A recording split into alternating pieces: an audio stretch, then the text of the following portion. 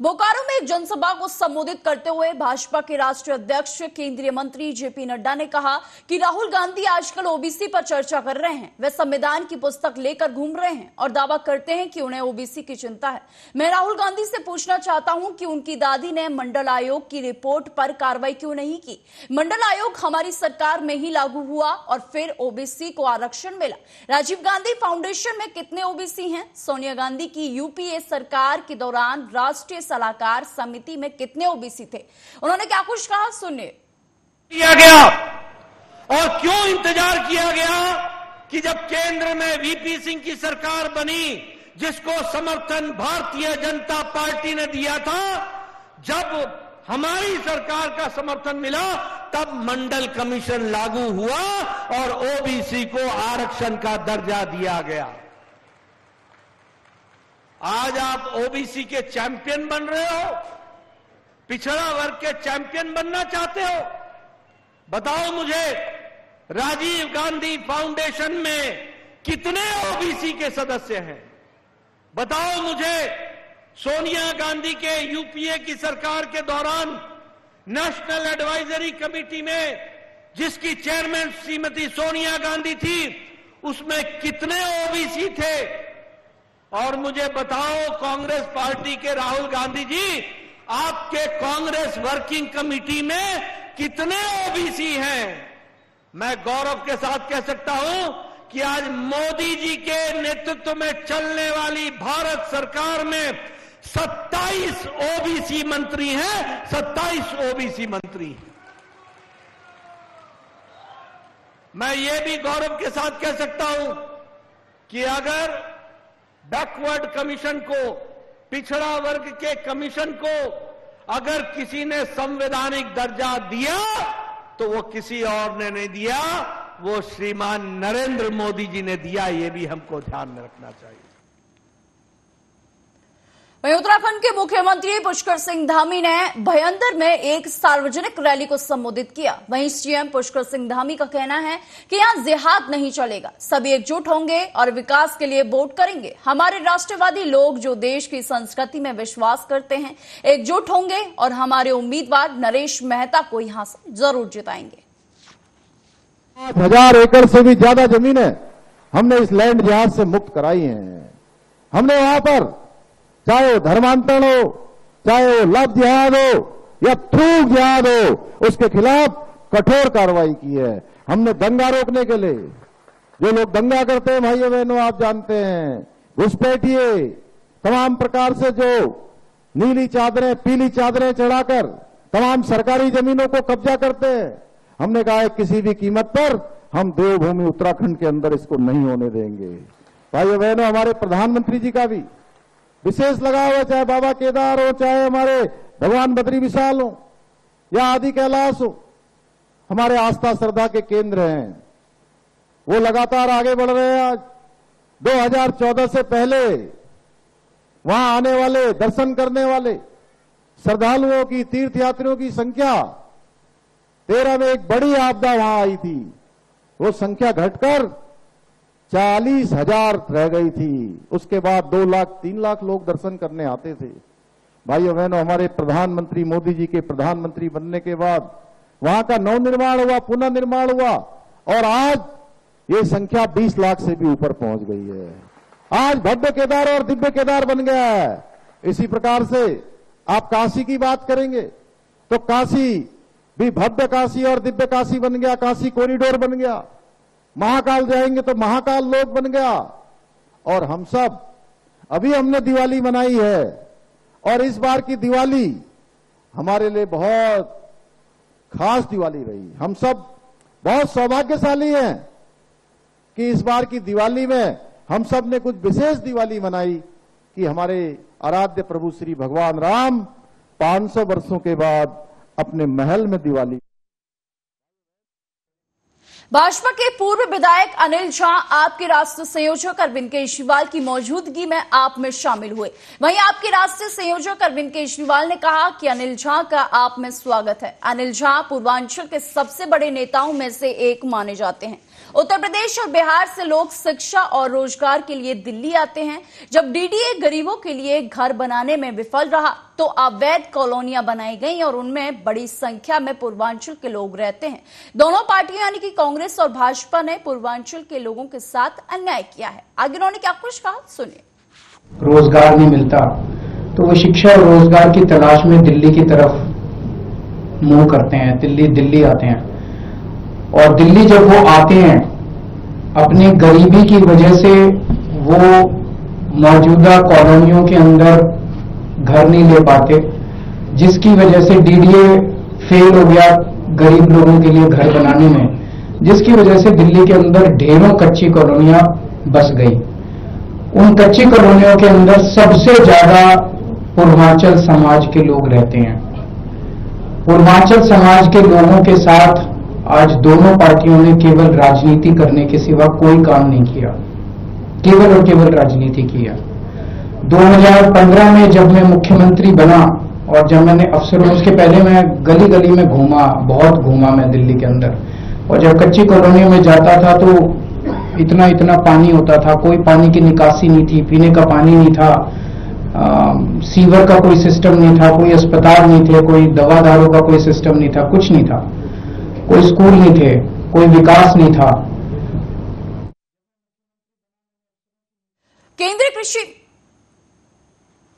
केंद्रीय कृषि मंत्री शिवराज सिंह चौहान ने कहा कि हमारी अन्य योजनाओं में से एक भावांतर भुगतान योजना है। आईसीएआर 50% लाभ देकर आलू, प्याज और टमाटर जैसी फसलों के लिए मॉडल दर निर्धारित करेगा। उत्पादन लागत ताकि खुदरा लागत कम होने पर किसानों को नुकसान का सामना न करना पड़े, इसके लिए सरकार कार्यरत है। आगे उन्होंने क्या कुछ कहा, सुनिए। योजनाएं बनाई, उनमें से एक है भावांतर भुगतान योजना। राज्य सरकार चाहे, ये राज्य सरकार के निर्णय पर निर्भर करता है कि वो सीधे खरीदी के बजाय वो बाजार मूल्य और मिनिमम सपोर्ट प्राइस का अंतर भी किसान के खाते में डाल सकती है। हमने एक योजना, ये योजना हमारी एक और योजना बनाई जिसमें प्याज, टमाटर और आलू, अगर उनके दाम गिरते हैं तो किसान को घाटा होता है, और इसलिए आईसीएआर इनका मॉडल रेट तय करेगा। मतलब इनकी लागत कितनी है, लागत पर 50% प्रॉफिट देकर वो भारतीय कृषि अनुसंधान परिषद की संस्थाएं करेगी, और बाजार रेट और इस रेट में जो अंतर है वो अंतर भी किसान के खाते में डालने का काम किया जाएगा। केंद्र सरकार 50% और राज्य सरकार 50% जो घाटा होगा उसको वहन करने का काम करेगा, ताकि प्याज, टमाटर और आलू उत्पादक किसानों को दिक्कत ना हो। पीएम आशा के अंतर्गत हमने एक फैसला और किया है कि कई बार गांव में किसान को दाम मिलते हैं कम, और इसलिए वो अच्छे दाम के लिए शहरों में अपने उत्पादन को ले जाना चाहता है, चाहे वो प्याज हो, टमाटर हो, आलू हो, लेकिन बीच में ट्रांसपोर्टेशन के खर्चे के कारण वो ले नहीं जा पाता। वो खर्चा, भाड़ा इतना लग जाता है ट्रक का या जिस भी माध्यम से ले जाता है कि फिर उसको वहां बेचने में भी प्रॉफिट नहीं होता। इसलिए क्रांतिकारी फैसला ये किया है। वहीं झांसी मेडिकल कॉलेज अग्निकांड पर सपा प्रमुख अखिलेश यादव का कहना है कि दुख की बात है कि आज इस तरह की घटनाएं हो रही हैं। जब गोरखपुर में ऑक्सीजन की कमी से बच्चों की मौत हुई तो उन्हें सावधान हो जाना चाहिए था। जब भी ये लोग निरीक्षण करने जाते हैं या औचक निरीक्षण करते हैं तो सारी व्यवस्थाएं ठीक मिलती हैं, लेकिन जैसे ही कोई अधिकारी या मंत्री जाता है तो अस्पताल वही हो जाता है। क्या सरकार ने पर्याप्त बजट दिया था, इंतजाम किए गए? आगे उन्होंने क्या कुछ कहा, सुनिए। और मंत्री हटते हैं। देखिए ये दुखद है कि किस तरह की घटना हो रही आज के समय पर, और इन्हें सावधान तभी हो जाना चाहिए था जब गोरखपुर में ऑक्सीजन की कमी से बच्चों की जान गई थी। गोरखपुर की घटना हो या समय समय पे जो अस्पतालों से हम लोगों को जानकारी और सूचना मिलती है, जब कभी भी निरीक्षण पे जाते हैं या औचक निरीक्षण करते हैं तो पूरा इंतजाम सही सलामत मिलता है। लेकिन जैसे ही अधिकारी और मंत्री हटते हैं अस्पताल वैसे के वैसे हैं। यहाँ भी मेडिकल कॉलेज समाजवादी सरकार ने बनाए। क्या सरकार ने पर्याप्त बजट दिया था, पर्याप्त सेफ्टी के इंतजाम किए थे? और उसी का परिणाम यह है कि बजट न मिलना नंबर 1, नंबर 2 वहां पर जो स्टाफ है, जो संबंधित अधिकारी हैं, वो लापरवाही किए हैं। ये लापरवाही और सरकार की नजरअंदाजी की वजह से 10 बच्चों की जान गई है और इतना बड़ा नुकसान हुआ है। देखिए, वहीं यूपी के सीएम योगी आदित्यनाथ के बयान पर सपा प्रमुख अखिलेश यादव का कहना है कि पहले यूपी के सीएम डरे हुए थे, लेकिन जैसे जैसे यूपी में चुनाव नजदीक आ रहे हैं वे डरे हुए नजर आ रहे हैं, क्योंकि जनता उनके खिलाफ खड़ी है। जिस तरह की भाषा ये बोल रहे हैं, इसका उपयोग कभी अंग्रेजी ने किया था, जिन्होंने फूट डालो और राज करो का नारा दिया था। वस्त्र से नहीं, विचार से आप संत हो सकते हैं। आगे उन्होंने क्या कुछ कहा, सुनिए।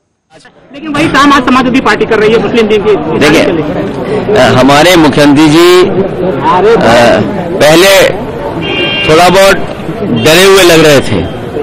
अब जैसे जैसे बाई इलेक्शन करीब आ गया, वो थोड़ा हिले हुए दिखाई दे रहे हैं, क्योंकि जनता उनके खिलाफ खड़ी है। जो ये भाषा इस्तेमाल हो रही है, ये अंग्रेजों की कभी भाषा थी, लोगों को बांट करके राज करने की, डिवाइड एंड रूल का नारा।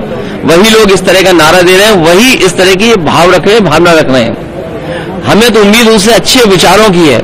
उनके विचार कैसे हैं? हमारे यहाँ संत महापुरुष चुप रहते हैं, लेकिन ये तो सब उल्टा पुल्टा है। हमारे महापुरुष संत जो हैं, खासकर हमारे मुख्यमंत्री जी, बोल जा रहे हैं। इसलिए वस्त्र से नहीं, विचार से आप संत हो सकते हैं। और फिर इस तरह की भाषा का इस्तेमाल करना, समाज का सौहार्द, समाज जुड़ेगा और इनको हराएंगे। पीडीए से घबराए हुए हैं, पीडीए की घबराहट है, इसकी वजह से इस तरह की बात कर रहे हैं। सर, मथुरा पत्रकार पर हमला होता है, ये केवल मथुरा में नहीं, जालौन में कपड़े उतार दिए थे। और मैं नहीं जानता, मुझे नहीं कहना चाहिए, आप में से वहीं दिल्ली के मंत्री कैलाश गहलोत के आप से इस्तीफे पर भाजपा नेता मनजिंदर सिंह सिरसा का कहना है कि आपकी नाव डूब रही है, हर कोई खुद को बचाने की कोशिश में लगा हुआ है। कैलाश गहलोत ने उन सभी बातों को मान्य किया है जो हम हमेशा कहते रहते थे। ये बिल्कुल स्पष्ट है कि अरविंद केजरीवाल एक भ्रष्ट आदमी है। लेफ्टिनेंट माने जाते कैलाश गहलोत ने भी आज आम आदमी पार्टी को अलविदा कह दिया। ये करप्शन का, ये भ्रष्टाचार का बेड़ा डूब रहा है, और जब बेड़ा डूबता है तो सब छोड़कर भाग जाते हैं। अरविंद केजरीवाल जी के साथी उसको छोड़कर भाग रहे हैं, और कैलाश गहलोत ने वो सब बातें कही जो आज तक हम कहते आ रहे हैं। यमुना जी के सफाई के नाम से 8,000 करोड़ से ज्यादा अरविंद केजरीवाल अपनी जेब में डाल चुके हैं। दिल्ली को उन्होंने पॉल्यूशन से, गंदे पानी से, टूटी सड़कों से ग्रस्त करके रखा है। और आज उन्होंने भी माना, कैलाश गहलोत ने, कि जिस तरह से शीश महल बनाया गया, करप्शन का अड्डा बनाया गया, हजारों करोड़ रुपए उस पर खर्च किया गया, और आज अरविंद केजरीवाल उस शीश महल में दिल्ली को लूटकर आराम से सो रहे हैं, जबकि दिल्ली के लोग सांस भी नहीं ले पा रहे। मेरा मानना है, आज बहुत स्पष्ट है, अरविंद केजरीवाल भ्रष्ट हैं, और यह भी स्पष्ट है कि अरविंद केजरीवाल जी के दिल्ली से जाने का समय आ गया है। दिल्ली के लोग आज त्राई त्राई कर उठे हैं, इसीलिए आज उनके मंत्री उनको छोड़कर। वहीं भाजपा नेता अर्जुन मुंडा ने संथाल में बीजेपी की जीत को लेकर कहा कि संथाल का मिजाज है कि भाजपा की सरकार बने और यहां की समस्याओं का समाधान सिर्फ भाजपा के जरिए ही होगा। आज इस क्षेत्र को लूटा जा रहा है, आदिवासी समाज की जमीनों पर हमला हो रहा है, इससे उन्हें मुक्त कराना है। भाजपा ने घुसपैठियों का मुद्दा सिर्फ इसलिए नहीं उठाया है क्योंकि ऐसा हो रहा है, बल्कि कोर्ट भी कह रहा है कि इस पर कार्रवाई होनी चाहिए, चाहे सत्ता में हो कोई भी हो। संथाल का मिजाज कह रहा है कि भारतीय जनता पार्टी की सरकार बननी चाहिए और यहाँ के समस्याओं का समाधान भारतीय जनता पार्टी के माध्यम से ही होगा, और यहाँ की जो बीमारी है उसको भी ठीक करने का काम भारतीय जनता पार्टी ही करेगी। आज इस क्षेत्र को बीमारी फैला करके चूसने का काम कर रही है। यहाँ जो जनजातीय समाज है, उनके इज्जत पर, उनके जमीनों पर लगातार हमला हो रहा है, उससे मुक्ति यहाँ के लोगों को दिलाना है, और वो भारतीय जनता पार्टी ही कर सकती है। बांग्लादेशी घुसपैठ के मुद्दे को जिस तरह से मजबूती से आपके विरोधी वो कह रहे हैं कि यहाँ घुसपैठ है ही नहीं, कहीं किसी तरह का कुछ दिखा नहीं घुसपैठ, लेकिन बीजेपी मजबूती से इस मामले को रख रही है। देखिए, भारतीय जनता पार्टी ने इस मुद्दे को न केवल इसलिए उठाया है कि ऐसा हो रहा है। वहीं जीतू पटवारी ने सनातन धर्म पर एक बड़ा बयान दिया है। उन्होंने सीएम मोहन यादव के लंदन दौरे की आड़ में भगवान राम पर तंज कसा है। वहीं उन्होंने कहा कि सीएम मोहन यादव लंदन जाकर केवल राम की ही बातें करेंगे। वहीं उन्होंने कहा कि तबादला उद्योग बीजेपी राज में चल रहा है। एमपी में 2 शिफ्ट तबादला उद्योग चल रहा है। एमपी में 10 महीने में 73% आईपीएस अधिकारी के तबादले हो चुके हैं। राहुल को देर रात हटाया गया क्योंकि उन्होंने बीजेपी नेताओं पर कार्रवाई की थी। पहले तो मैं थोड़ी सी देरी के लिए आप सबसे क्षमा प्रार्थी हूं और मैं आप सबका स्वागत करता हूं।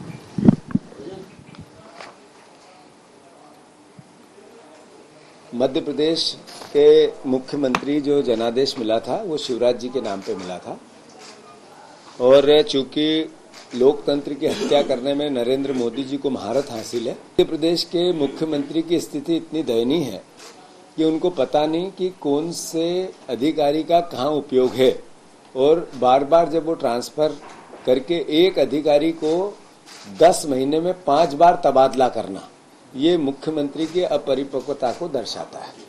मैं मानता हूं कि इन सब के पीछे एक कारण ये है कि मुख्यमंत्री शायद प्रशासनिक दक्षता को समझ नहीं पा रहे हैं और दूसरा कारण है कि तबादला उद्योग transfer factory Bharatiya Janata party की चल रही है। जैसे लगातार मध्य प्रदेश में 2 शिफ्टों में ट्रांसफर फैक्ट्री चलती है। दिन में ट्रांसफर होते हैं और रात में लिस्ट निकलती है। एक पूरा अधिकारियों से लेन देन की पूरी बातें होती है और फिर रात में ही लिस्ट निकलती है। अब आप देखो 68 बार 10 महीने में 73% आईएएस और आईपीएस बदले गए। 73%, यानी लगभग जितने आईएएस आईपीएस है मध्य प्रदेश में उसका 73% के तबादले इस 10 महीने में हुए और 68 बार तबादले हुए इस 10 महीने में। 68 बार यानी हर तीसरे दिन चौथे दिन एक लिस्ट निकली, हर तीसरे दिन चौथे दिन एक लिस्ट निकली।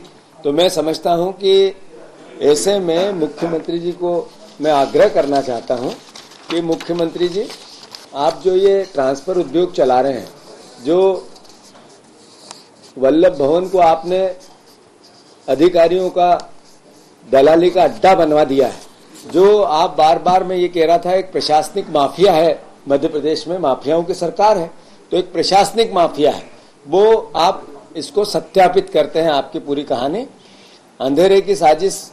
मध्य प्रदेश के मुख्यमंत्री की स्थिति। भोपाल के महिला थाना क्षेत्र में दुष्कर्म का मामला सामने आया है, जहां एक युवती ने युवक पर शादी का झांसा देकर दुष्कर्म करने का मामला दर्ज कराया है। थाना प्रभारी अंजना दुबे ने बताया है कि दोनों युवक युवती परिचित थे। युवती के बताए अनुसार युवक पर धारा 69 के तहत दुष्कर्म का मामला दर्ज किया गया है। युवती का आरोप है कि 2 सालों से उसके साथ शादी का झांसा देकर दुष्कर्म किया गया है। पुलिस ने आरोपी को गिरफ्तार कर लिया है और आगे की कार्रवाई में जुट गई है। आई थी फरियादी एक एप्लीकेशन लेके अपने भाई के साथ एक भूपेश विश्वकर्मा नाम के लड़के के साथ 2021 से रिलेशनशिप में थी। तो उसके कहे अनुसार उसके आवेदन के आधार पर एक 69 बीएनएस के तहत कायमी की गई है, जो कि शादी का झांसा देके शारीरिक संबंध बनाने की सेक्शन है और आरोपी को गिरफ्तार करके जेल भेज दिया गया है। कहाँ के रहने वाले थे? ये बरखेड़ा पठानी में किराए से रहते हैं। युक्ति बाहर की रहने वाली है और ये इधर ही के रहने वाले हैं जी। वो मेरे चाचा लगते। वहीं रायबरेली में चाचा भतीजे का रिश्ता शर्मसार हुआ। आपको बता दें कि शिक्षक चाचा पर भतीजे ने रेप का आरोप लगाया है और बताया है कि बीते 1.5 वर्ष से उसके साथ आरोपी दुष्कर्म करता रहा और अश्लील वीडियो बनाकर वायरल करने की भी धमकी देता रहा। वहीं वीडियो दिखाकर 1.5 वर्ष तक उसकी इज्जत लूटी गई। वहीं आपको बता दें कि आरोपी चाचा ने ट्यूशन पढ़ाने के दौरान युवती की वीडियो बनाई थी। सोशल मीडिया पर पीड़िता की वीडियो आरोपी ने वायरल भी कर दी, जिसके बाद पीड़िता ने आप बीती परिजनों को बताई, जिसके बाद परिजनों ने एक्शन लेते हुए वो थाने पहुंचे, जहां पीड़ित की शिकायत पर पुलिस जांच पड़ताल में जुटी हुई है। थे मेरे घर में आते थे, कोचिंग पढ़ाते थे और कोचिंग पढ़ाते पढ़ाते हम एक दिन गए बछरावा कॉपी लेने और हमें पता नहीं था कि ये मेरा पीछा कर रहे हैं। वहाँ गए कॉपी लेने तो फोन किया, उसने बोल रहा है कि यहाँ आओ, नहीं या मेरे पास आओ, अभी मतलब काम खत्म, मैटर सॉल्व कर लेंगे यहाँ पे आके। तो हमने सोचा कि चले जाए, मम्मी पापा तक बात भी नहीं जाएगी और मैटर भी सॉल्व हो जाएगा। वहां गए तो बोलने लगे, मतलब गेट बंद कर रहे हैं। जब वहां होटल गए तो होटल का गेट बंद करने लगे, तो हमने कहा ये क्या कर रहे हो? तो बोल रहे हैं जो कहेंगे वही करोगे, नहीं तो तुम्हारे मतलब बहुत ज्यादा मारेंगे, इतना मारेंगे कि तुम्हें आज बेजान से खत्म ही कर देंगे यहाँ मारते मारते। तो हमने कहा कि नहीं हम ये सब कुछ नहीं करेंगे। तो बोल रहे थे कि नहीं, तो बहुत उसने बहुत मारा था, बेल्टों से बहुत ज्यादा मारा था, इनसे बहुत ज्यादा मतलब परेशान हो गए थे। हमने बताया फिर हमने कहा कि नहीं ऐसा कुछ मत करो। तो बोल रहे हैं कि नहीं अब जो होगा वो सब हम देख लेंगे, लेकिन तुम्हें अब मार डालेंगे, नहीं तो हम मार के चले जाएंगे बाहर, मेरा कुछ होगा नहीं, यही धमकी देते थे। फोटो खींच लिया था और मतलब बहुत ज्यादा बेल्टों से मारते थे। हाथ भी हमने जोड़ा, लेकिन मतलब उनके तरस भी नहीं आया कि नहीं ये सब काम ना करे, कुछ उसने सोचा भी नहीं। वो इसीलिए हम वहाँ बछरावा गए और मतलब जहाँ जाते थे वो मेरा पीछा करते थे। मम्मी लोग घर पे नहीं थी और वो जहाँ मम्मी लोग चली जाती थी देखते थे, घर छत से भी फांद आते थे। उस दिन जिस दिन मारपीट हुई, क्या आपसे गलत काम किया?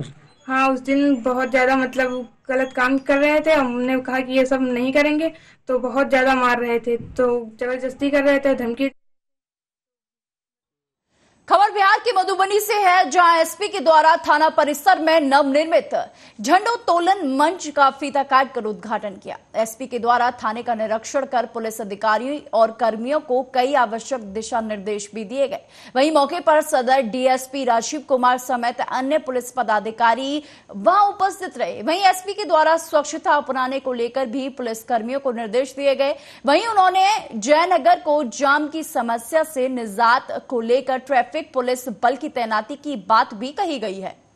कैंपस में ये स्वच्छता अभियान में चलाया गया है, जो अभी थाना अध्यक्ष डीएसपी प्रोफेसर है, उनके द्वारा स्वच्छता अभियान चलाया गया है। इसमें जो पुरानी गाड़ियाँ थी उसको बहुत ही प्रायोरिटी के साथ उसका डिस्पोजल किया गया है। इसके अलावा एक झंडोत्तोलन मंच भी उनके द्वारा जन सहयोग से बनवाया गया है, काफ़ी अच्छा है। अभी उसका उद्घाटन भी किया गया है और उसके अलावा अभी ये जो थाना का कैंपस भी है, काफ़ी सौंदर्यीकरण करने के काम काफ़ी अच्छा लुक दिया रहा है। हम लोग लगातार सभी थानाध्यक्ष को निर्देशित भी करते हैं कि फिलहाल के बुलेटिन में सिर्फ इतना ही। देश और दुनिया की तमाम खबरों के लिए देखते रहिए आर्या न्यूज।